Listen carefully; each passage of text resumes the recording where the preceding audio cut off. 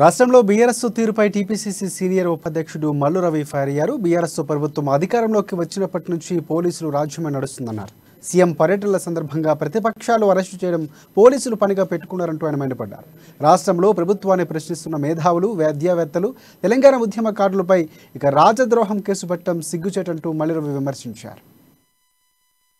Almost 150 మంది మీద case పెట్టారని, అది 1 ఇయర్ నుంచి పెట్టి నిన్న మొన్న కోర్టులో కేసు వస్తే ఈ పేర్లన్నీ బయట పెట్టారు. అందులో ప్రొఫెసర్ హరగోపాల్ గారి పేరు కూడా వచ్చింది. ఈ కేసు పెట్టడం ద్వారా తెలంగాణ కోసం పోరాటం చేసిన వాళ్లే ఈ 150 మందిలో 90% వాళ్లే ఉన్నారు. తెలంగాణ రాష్ట్రం రావాలి, తెలంగాణ వస్తేనే తెలంగాణ ప్రజలకు మేలు జరుగుతుంది అని చెప్పినటువంటి వాళ్ళ మీదనే ఈ కేసులన్నీ. ప్రొఫెసర్ హరగోపాల్ మీద కేసు పెట్టారు.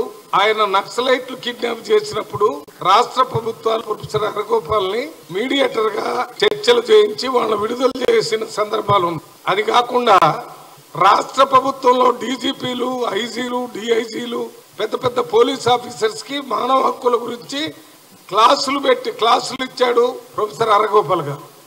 ప్రపంచంలో ఉన్న